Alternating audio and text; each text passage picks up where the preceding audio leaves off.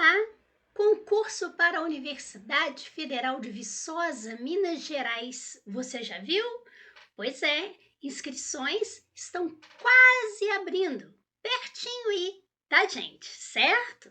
Prazer, eu sou a professora Zezé Barina e eu trabalho com a matéria mais bonita do mundo, que é o português. Eu quero conversar com você um pouquinho sobre esse concurso.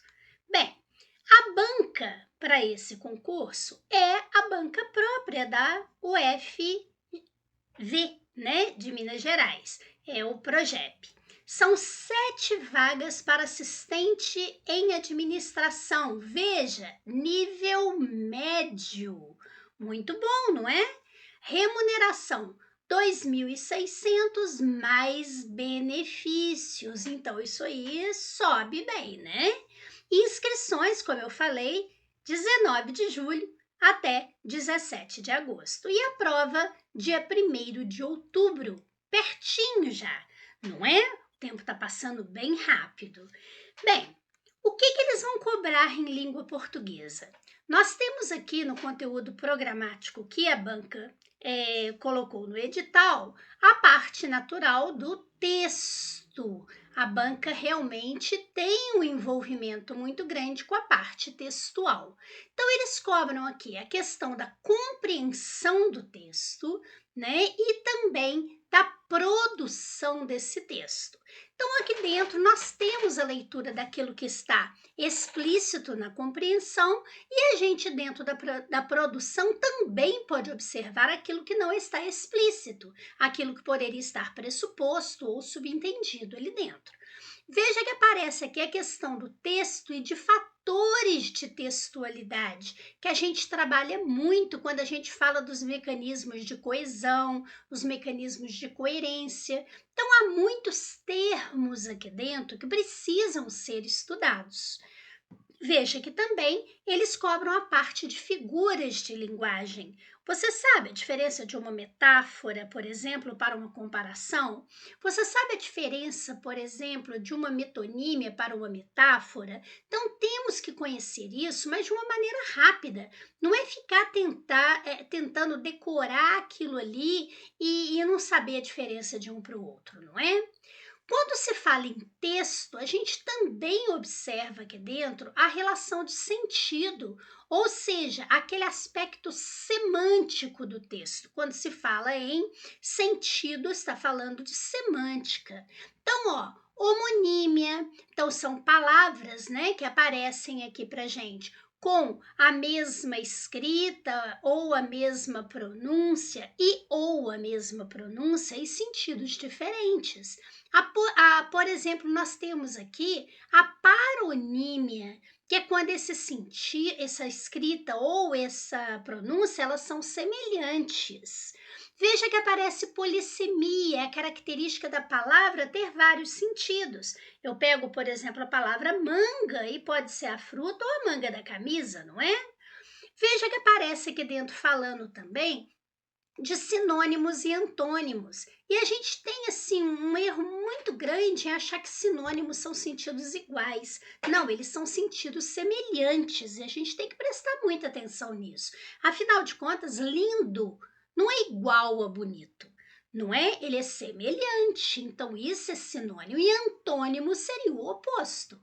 Quando a gente quer que o sentido seja idêntico, a gente fala em paráfrase, fazer uma paráfrase. Então, eu teria que pegar aquele bonito, por exemplo, e falar muito bonito para chegar no nível do lindo. Percebeu? Então, não é uma matéria tão simples quanto parece. A gente tem que exercitar, a gente tem que conhecer como que a banca cobra isso. E aqui também tem a questão da hiponímia e da hiperonímia. Hiper é o mais abrangente, hipo é aquele que está dentro do outro. Então, se eu falo fruta, por exemplo, fruta envolve várias frutas. Então, maçã, goiaba, banana são hiponímios de fruta, que é uma hiperonímia, viu? É assim que a gente aprende conceitos de uma maneira rapidinha, não é? Sem muita volta. Veja que temos aqui dentro também a questão da variação linguística. Afinal de contas, você pode ter um texto que traga marcas de regionalismo, ele pode trazer marcas de oralidade, quer dizer, uma marca de conversa, não é? Ele pode ser um texto que está escrito em norma popular ou em norma culta. Então, temos sim que conhecer muitos nomes que esse concurso cobra. Veja que temos aqui também sendo cobrada a parte de ortografia. E quando fala em ortografia, não é só olhar se uma palavra escreve com G ou J. Entram aqui dentro os parônimos e os homônimos. Então, nós temos lá, por exemplo, infringir, infligir, né? Nós temos a sessão, sessão com S, com C cedilha, com S depois dois S. Como que eu escrevo a palavra sessão? Além disso, também tem aquelas expressões que causam dificuldades, o A com H, o A sem H, né?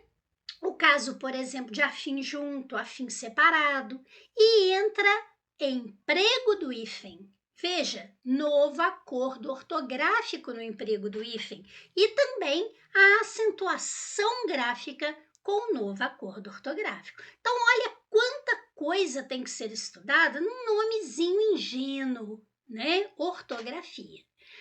Mas aí a parte de gramática não aparece aqui? Sim, aparece. Então você vai ver, por exemplo, que aqui no item H está falando classe, estrutura, formação e emprego de palavras. Ou seja, tudo de morfologia. As classes, então artigo, substantivo, adjetivo, numeral, pronome, verbo, advérbio, preposição, interjeição, conjunção. Temos 10 classes gramaticais. Mas não basta você saber identificar esta classe, você também tem que saber empregar estas classes. Então fique de olho, porque, por exemplo, você sabe que o o e o lhe são pronomes pessoais oblíquos átonos, mas quando eu uso o e quando eu uso lhe? Outro detalhe é a colocação pronominal. Se eu usar o, ele deve vir antes do verbo, no meio do verbo ou depois do verbo, ou seja, próclise, mesóclise, ênclise. Isso tudo está aí dentro do emprego. E temos ainda a estrutura de palavras que eles gostam muito de cobrar, principalmente o sentido dos prefixos, dos sufixos, né? A alteração que aquilo causa dentro daquela palavra e a formação, quer dizer, se a palavra é formada por composição, por derivação, que tipo de composição, que tipo de derivação. Por exemplo, você sabe que a abreviação é diferente de abreviatura? Pois é, a abreviação é a redução, a abreviatura é a sigla. Então, quando você fala, por exemplo, cine, e na verdade seria cinema, isso daí para gente é uma redução, ou seja, é uma abreviação. Agora, se eu falo, por exemplo, UFV, isso é uma sigla. Então, isso não é abreviação, isso é abreviatura, certo? É importante a gente guardar essa dica. E veja também que a sintaxe está aqui. Veja que aparece para a gente aqui colocando a questão da articulação sintática e das relações sintáticas. Então, para você trabalhar essa questão da articulação sintática, para você saber essa questão de coordenação e subordinação, nós temos que conhecer os termos da oração. Então, a diferença, por exemplo, de uma adjunta de nominal para um complemento nominal, de um aposto para um vocativo, isso é impossível de aprender. Claro que não é impossível, né? A gente aprende isso sim com muita facilidade. É só não ficar dando volta para fazer parecer que a matéria é terrível. Não é, não. Tem jeito de você bater o olho numa oração e saber a classificação dela sem sofrimento, certo? E é lógico, quando a gente estuda a questão da sintaxe, entra aqui a questão da concordância, da regência, da colocação pronominal, como eu falei agora há pouco, do uso do acento grave indicativo de crase, pontuação. Mas, Zé, peraí, é a matéria toda? Aham, é a matéria toda, tá? E veja que aqui em cima ainda aparece a semântica, como eu falei, que é a questão da relação de sentido, e essa relação lógica e discursiva dos operadores argumentativos. Por exemplo, quando um autor ele quer convencer você a seguir o ponto de vista dele, o que esse autor faz? Ele usa alguns argumentos. Por exemplo, ele usa o argumento de autoridade. Então, ele usa lá, por exemplo, a fala de um estudioso no assunto, ou ele coloca para você ele cita a Constituição Federal, ou uma determinada lei, né? Ou, por exemplo, não como argumento de autoridade, mas ele usa dados estatísticos. Tudo isso daí são elementos que reforçam a argumentação. Sim, temos que trabalhar isso tudo. E você vai observar que a banca coloca uma bibliografia. Então veja, olha, Bechara é uma gramática. O Celso Cunha, né, também é uma gramática. Então só aqui você já tem 2 gramáticas. E são 2 gramáticas muito grandes. São 2 autores da nomenclatura gramatical brasileira, que é isso tudo que você está estudando. Só essa do Celso Cunha, ela é uma brincadeirinha, assim, não é? E ainda tem aqui, ó, livros sobre coesão textual, sobre produção textual, sobre o português instrumental, um livro muito bom. Tem aqui, ó, lições de texto do Savioli e do Fiorin, textos ótimos, redação e textualidade, tem até dicionário, não é? E aqui do Weiser também aparece, né, o outro dicionário. Então você vai notar que é muita coisa. Como eu consigo, Zezé, estudar isso tudo até o dia da prova? Estudando isso de uma maneira direcionada, sem perder tempo, estudando para o concurso da UFV, estudando para a prova que será feita por essa banca. Certo? Então a gente não tem que ficar prestando atenção naquilo que a banca não cobra, porque a gente já conhece a banca, não é verdade? Então veja, interessante nesse concurso é que nós teremos uma prova, olha que coisa boa, a prova de língua portuguesa com 20 questões e a prova de informática com 30 questões. Tá? Então, o que você observa? Só teremos português e informática. Você estudou português, você estudou informática bem? Olha, você será um funcionário público da UFV. Bom demais, não é? Porque, afinal de contas, não tem aquele mundo de matemática, raciocínio lógico e direito. Não, não. Olha só. Um concurso possível, né? Da gente conseguir estudar, se estudarmos direito, em tão pouco tempo. Pois é, por essa razão, nós aqui do Paulo França Concursos, nós temos o curso de informática com o professor Paulo França. Pode ter certeza, estudar com tio Paulo é fechar a prova de informática.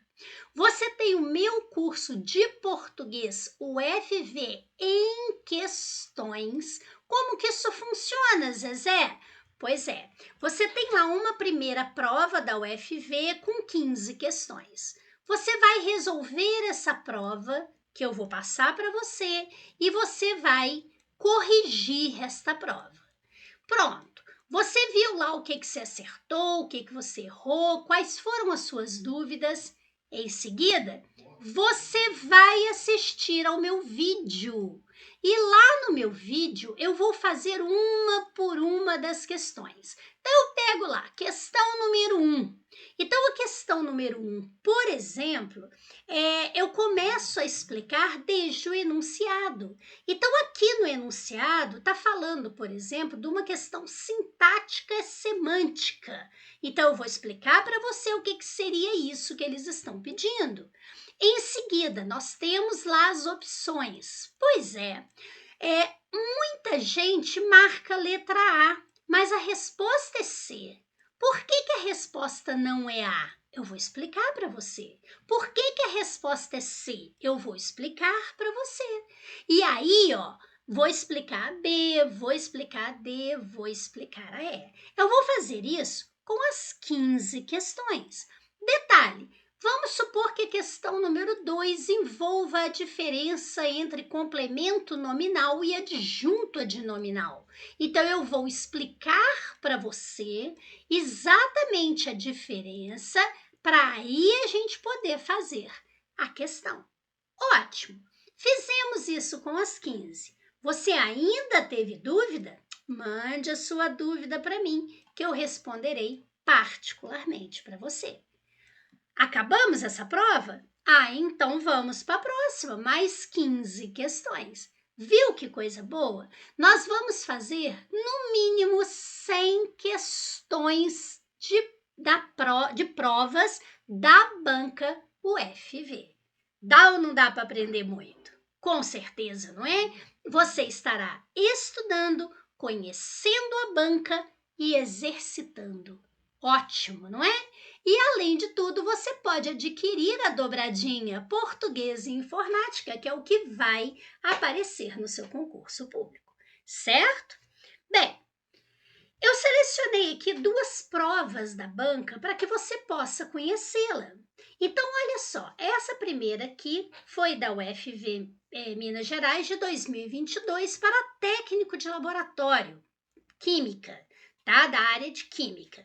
Então, veja esta questão. Aponta essa ideia preconcebida de que quem tem deficiência física ou intelectual é incapaz de realizar certas tarefas. Nesse fragmento, notamos o emprego da palavra ideia, que, em conformidade com o novo acordo ortográfico da língua portuguesa, sofreu mudança na grafia, tendo em vista a alteração em determinadas regras de acentuação. É verdade, a palavra ideia era acentuada e ela, com o novo acordo ortográfico, perdeu o acento. Aí diz, com base nessa informação, assinale a alternativa em que a palavra está corretamente, destaque o que você está procurando, se é correto, incorreto, se é exceto, tá? Para você não se perder. Grafada. Grafada quer dizer escrita. Então, onde a palavra está corretamente escrita segundo o referido acordo, quer dizer, conforme o novo acordo ortográfico. Então, vamos aqui entender o seguinte. A palavra item, ela é uma paroxítona. Como eu sei que essa palavra é uma paroxítona? Porque eu olho a palavra do final para o início. Se a sílaba tônica for a última, ela é oxítona. Se for a penúltima, ela é paroxítona. Se for a antepenúltima, ela é proparoxítona. A palavra item eu divido. I, tem. Sílaba tônica é I, então ela é paroxítona. Pois é, eu não acentuo paroxítonas terminadas em A, E, O, em, seguidas ou não de S. Então, essas daqui, ó, eu não acentuo. E aqui eu tenho uma paroxítona terminada em em, certo? Ah, Zezé, mas história eu não acentuo? Não é terminada em A? Não, é terminada em IA. Em ditongo. Em ditongo eu acentuo. Então, esta palavra já não era acentuada. E ela continua não sendo acentuada. Então, está errada. Ela deve ser escrita sem acento. Aí eu tenho aqui a palavra leem. Pois é, o grupo e o grupo o, eles perderam o acento no novo acordo ortográfico. Então, olha, veem, leem, creem, deem, vou, coo, abençoo, perdoo, perderam o acento, certo? Então, mais uma regrinha para você guardar. Agora, dá uma olhada no seguinte, o porquê que a palavra ideia perdeu o acento? Bem, os ditongos abertos porque eu não falo ideia, é ideia, então é aberto. Os ditongos abertos, el, de chapéu, ei, de Coreia, e oi, de herói, eles eram todos acentuados. Mas aqui, ó, no EI e no OI, aqui não houve alteração, não é o, mas aqui houve. Qual foi a alteração? É que se as palavras forem paroxítonas, elas perdem o acento. Então, o que acontece neste caso? A palavra ideia eu divido ideia.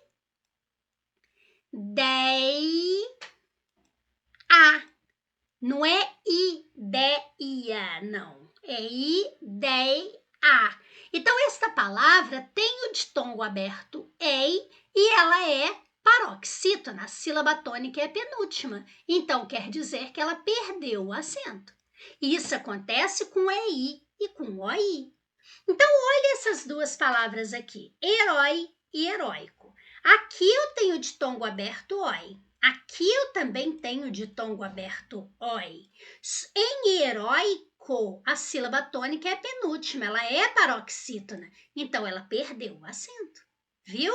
Agora, herói, essa palavra não é paroxítona, ela é oxítona, então o acento permanece. Eu estou procurando a correta resposta, letra C. Viu? Fácil assim. É por essa razão que nós tivemos palavras como, por exemplo, joia, que perdeu o acento, né? Nós temos, por exemplo, a palavra geleia, que perdeu o acento, assembleia, que perdeu o acento, exatamente porque esses ditongos abertos e oi estão em palavras paroxítonas. Aí perde o acento. Tranquilo até aqui? Vamos para a próxima. A outra questão diz o seguinte: a coesão, por estabelecer relações de sentido, diz respeito ao conjunto de recursos semânticos, quer dizer, de sentido, por meio dos quais uma sentença se liga com a que veio antes aos recursos semânticos mobilizados com o propósito de criar textos. Bem, vamos falar em língua portuguesa? Pois é, a coesão ela é responsável pelo sentido daquilo que está sendo ligado. Então, por exemplo, eu falo assim para você: o rapaz procurou por você. Ele estava nervoso. Então, esse ele aí faz uma referência a esse rapaz. Então, está fazendo um processo de coesão. É como se fosse uma costura no meu texto, notou?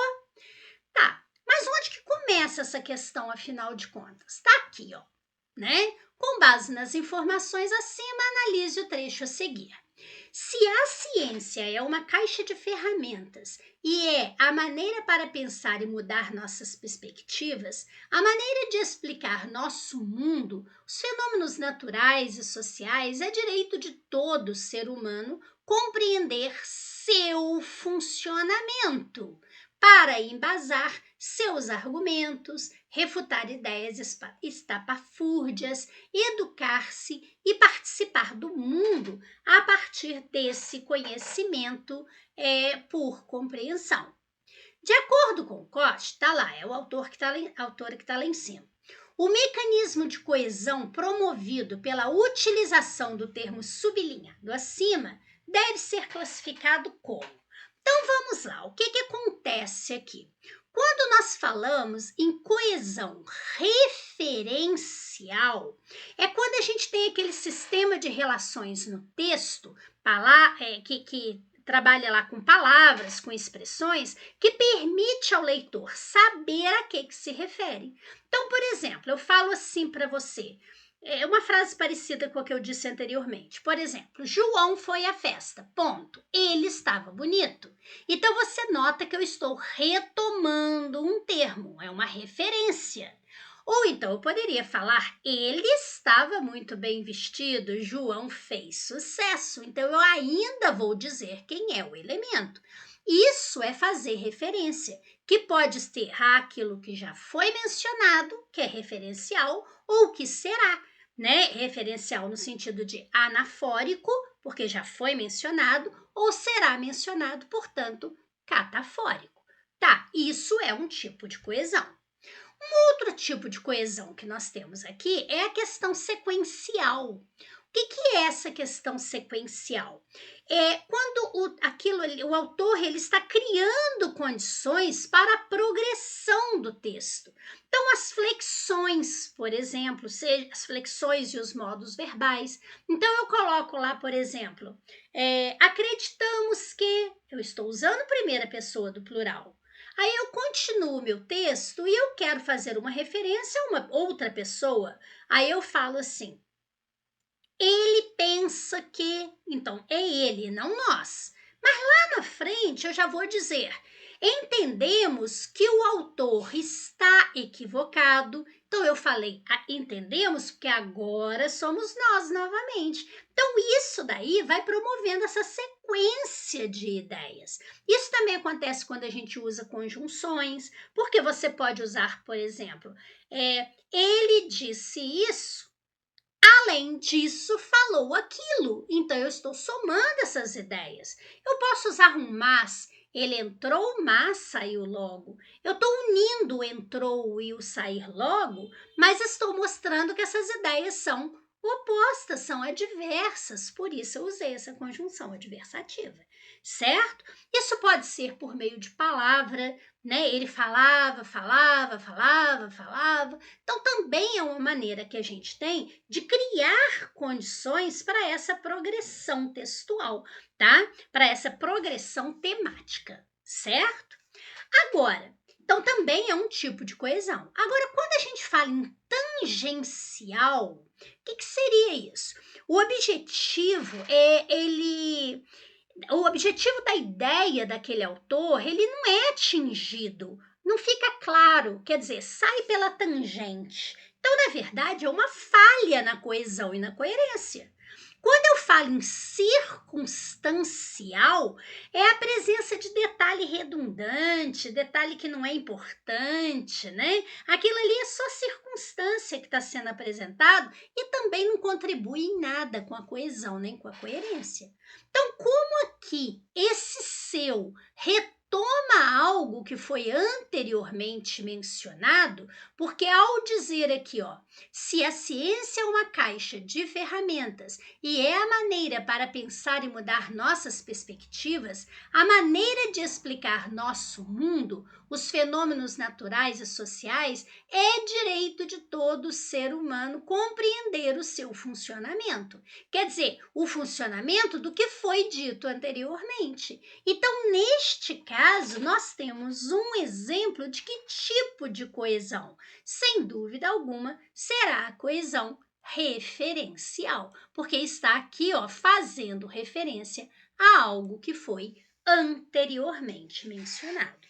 Você percebeu como você precisa conhecer determinadas expressões que a banca cobra? Como que isso daí é útil para você?